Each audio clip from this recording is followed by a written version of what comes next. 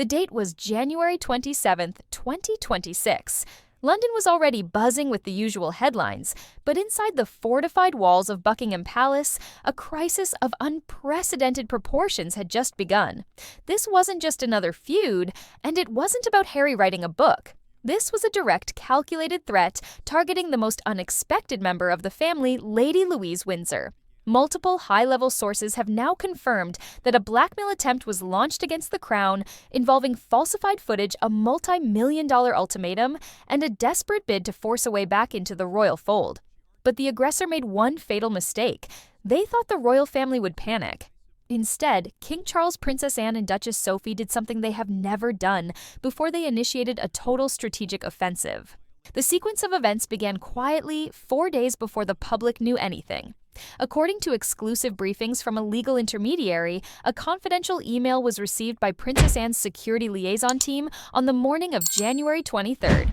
The subject line was marked private and time-sensitive. The contents were explosive. The message reportedly laid out a strict ultimatum unless the royal family restored full VIP security protocols, reinstated patronage privileges, and authorized public support to correct defamatory narratives, a piece of damaging media would be released to the world.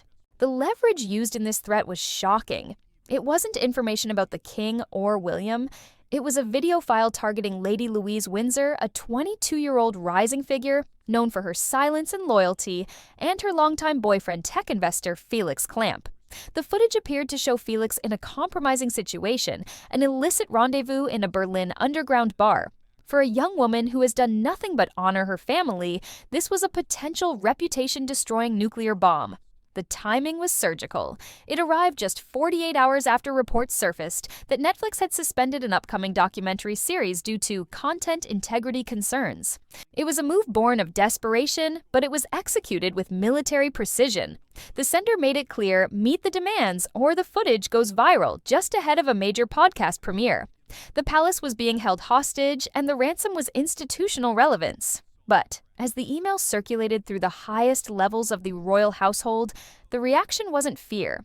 It was a cold, steely resolve to dismantle the threat piece by piece. But what the blackmailer didn't realize was that the palace had already begun a forensic investigation that would turn the tables completely.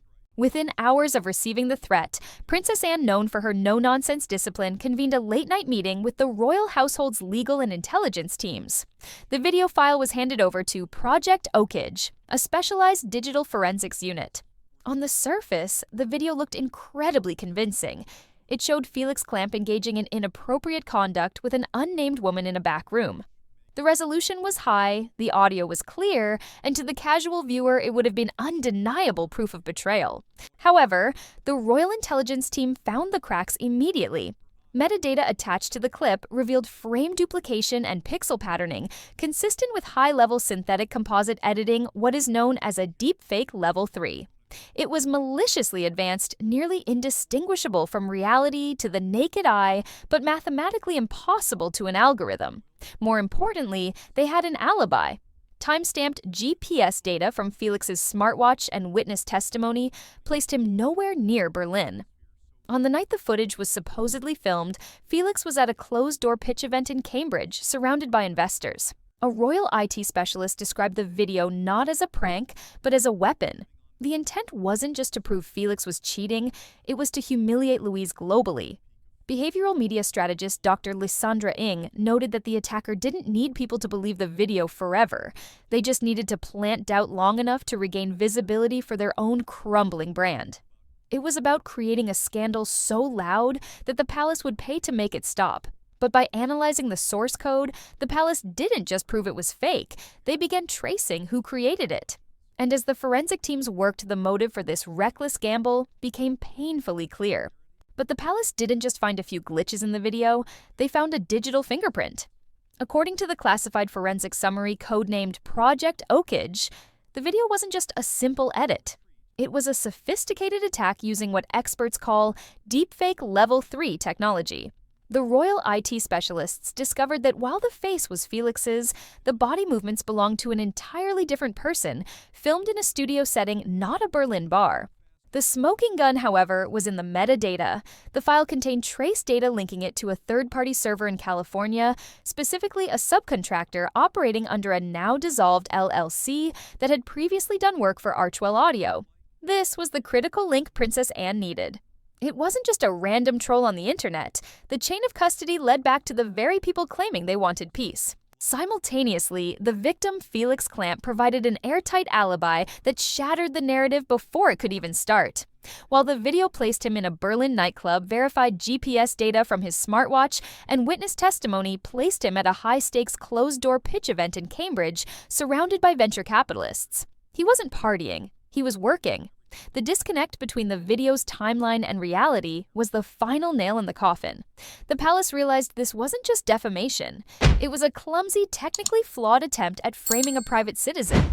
To understand why this threat was launched now, we have to look at the financial reality facing Montecito. Sources close to the situation describe a brand in freefall. Just last week, The New Yorker published a scathing article titled "The Sussex Collapse," detailing how power and PR had crumbled.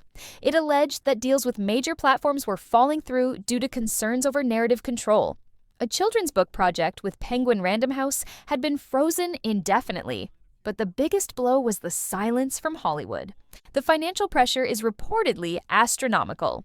A declassified financial review revealed that the annual security budget for the Sussex household exceeds $94 million, with multiple unpaid invoices now flagged across two California-based firms. Security analyst Philip Wesson noted that they are boxed into a corner. With brand deals wavering and public sentiment in the U.S. dropping to an approval rating of just 31%, the desperate need for a cash injection, or at least the appearance of royal connection, became critical. The podcast deal with Goldwire Studios, worth a reported $4.2 million, had a terrifying clause attached to it. Leaked contract documents dated October 14, 2025, specified that failure to deliver a narrative reform segment by mid-March would result in an immediate clawback of advances and penalties totaling nearly $3.8 million. Translation: if there was no drama, there was no money. The threat against Lady Louise wasn't personal, it was a business transaction. It was an attempt to leverage the only thing left: access to institutional secrets and the capacity to cause pain. But threatening a 22-year-old girl to save a bank balance crossed a line that King Charles could not ignore. It was just after 7:45 a.m. when King Charles III, still in his residence, received the encrypted morning dispatch. The subject line read, "Actionable evidence, malicious deepfake attempt." The king summoned the Lord President of the Privy Council to his private study. According to a source present, Charles read the brief and said only one sentence: "This is no longer about Harry. This is institutional sabotage. Act accordingly." This authorized the immediate reactivation of Emerald Shield, a legacy protocol designed for the containment of severe reputational threats. The response, dubbed Operation Blackwing Tuyen, was a joint task force involving the Royal Media Integrity Office and the Queen's Council on Digital Forensics. The brief outlined the risks: deliberate use of synthetic media, targeted character destruction of a minor royal, and monetization of slander. The assessment was chilling, concluding that the Duchess was engaging in coercive media warfare. Princess Anne was privately thanked by Charles for her foresight, having warned months earlier that this escalation might happen. Prince William was tasked with coordinating protective measures for the younger royals. A source close to William stated he wasn't angry, he was surgical. If she touches Louise, he reportedly told aides, she forfeits all future negotiations. The palace quietly contacted Netflix Legal Affairs, Spotify's Trust and Safety Division, and major sponsors, placing funds on hold pending the investigation. This was the moment the monarchy stopped complaining and started dismantling. And the center of this response was a meeting that changed the family dynamic forever. While the lawyers were drafting cease and desists, a much quieter, deadlier war was being fought online. This is where the strategy shifted from defense to offense. Thomas Everhart, the communications director for the Princess of Wales, reportedly authorized a shadow campaign. The goal wasn't to issue statements, but to shape the battlefield before the enemy arrived. At exactly 800 Greenwich Mean Time, a small hand-picked network of verified digital influencers and royal allies received the green light. Within 30 minutes, hashtags like #ProtectLouise and #DigitalDefamation began appearing on X, formerly Twitter, and TikTok. This wasn't organic. This was a pre-bunking strategy. By the time regular users logged on, the narrative was already set. Meghan is attacking a young girl. The efficiency was ruthless. When a teaser clip for the podcast was uploaded at 1900 GMT, it didn't generate hype, it generated hate. The video was ratioed, immediately receiving over 4,000 dislikes in the first 20 minutes. Comments weren't asking about the royal truths. They were asking why a 40-year-old woman was targeting a 22-year-old student. One digital analyst noted, "This was a coordinated interception. The palace didn't wait for the fire to start. They sucked the oxygen out of the room." By early afternoon, a summit was convened in the Crimson Room at Windsor Castle. The atmosphere was described as emotionally charged but strategically cold. Duchess Sophie arrived directly from Bagshot Park with Louise, who was visibly pale, silent, and shielded entirely from the press. The king had given a simple directive for the meeting: Sophie will lead. Her daughter is under attack.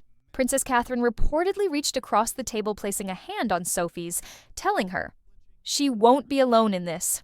We fight as one." When Sophie stood to speak, the room fell silent. Her words were recorded in the minutes as a definitive stance. "She is threatening my child. That isn't PR, that isn't podcast content, that is psychological warfare." It was Sophie who proposed the Windsor Firewall, a triple-layered containment plan. First, preemptive legal injunctions to halt the distribution of the falsified media. Second, a counter-narrative media drop featuring Catherine Anne and Louise to project dignity and unity. Third, and most lethal, a digital dossier codenamed Felix 7, containing the proof of fabrication submitted to press watchdogs and Ofcom. Sophie concluded with a line that has since circulated through the halls of the palace: "She wants shock value. Give her silence and law." By late evening, a confidential cease and desist letter was issued to the legal team in Los Angeles. It included a full chain of custody analysis of the fake video and a warning that any targeting of royal associates would invoke Section 8 protections under the UK's revised defamation laws.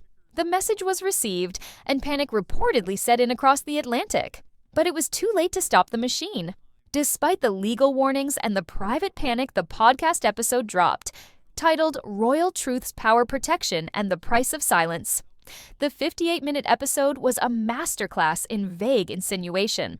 While the direct blackmail material, the fake video, was withheld due to the legal threats, the narrative remained. At the 36-minute mark, the host's voice softened, delivering a line that critics immediately flagged. Sometimes silence isn't protection, it's complicity, especially when young women are being protected from truths they don't know they're part of. It was a veiled reference, unmistakable to anyone following the drama. But the public reaction was not what was expected. Instead of curiosity, there was immediate revulsion. The hashtag Protect Louise began trending within minutes. The attempt to paint the palace as villains for silencing the truth backfired. Comments flooded the episode page with users writing, "Dragging a young woman's reputation through coded storytelling isn't journalism, it's a hit job." Behind the scenes, the commercial fallout was instant. Spotify's internal legal team held an emergency meeting. Oasis Apparel placed a capsule collection under review and removed imagery from their homepage. Ritual Wellness paused their campaign. The Windsor Firewall was working. The palace didn't have to say a word. The public and the corporate sponsors were doing the work for them. The episode, intended to be a bombshell, turned into a self-destruct button for the brand. But the royal family wasn't finished. They had prepared a final public checkmate. At 700 GMT, the royal family broke their usual protocol of never complain, never explain. A rare joint video address was released, filmed at Windsor Castle. Princess Anne and Princess Catherine stood shoulder to shoulder. The visual was powerful. The stern, experienced Princess Royal next to the future queen. Anne spoke first, her voice firm as steel. "When the integrity of a young woman under our protection is manipulated to serve someone else's redemption arc, we are duty-bound to respond not with spectacle, but with truth." Catherine followed, looking directly into the camera with calm resolve. Lady Louise Windsor is not a plot point. She is not a pawn, and she is not afraid. Within the hour, the image of the two women was on every front page in the UK. It was an institutional rebuke framed as maternal protection. Later that afternoon, Duchess Sophie appeared on ITV, her voice wavering slightly but growing strong as she drew a line in the sand. There is a line between media freedom and personal cruelty. That line was crossed today. Simultaneously, Buckingham Palace released the forensic report from the Brussels Digital Media Lab. It confirmed the video was a deepfake and damningly traced the metadata corruption to a California-based contractor with past ties to the Archwell media department. It was the smoking gun. The truth had been exposed, but it wasn't the one the podcast had promised. The aftermath of the last week has reshaped the royal landscape. Lady Louise Windsor emerged not as a victim, but as a symbol of quiet strength supported by an institution that finally mobilized its full power to protect its own. The blackmail attempt didn't just fail, it backfired, accelerating the collapse of the very brand it was meant to save. The strategy has shifted. The palace is no longer playing defense. As King Charles reportedly said, this was about institutional sabotage. The message to Montecito is now clear: the bank of sympathy is closed and the legal fortress has been raised. What happens next will likely be played out in courtrooms rather than on podcasts. But one thing is certain: the royal family has drawn a new line, and they dared the other side to cross it. This story is still developing, and the legal fallout is just beginning. Make sure you're subscribed, because as more of these forensic reports are leaked, we will be the first to break them down. Thanks for watching.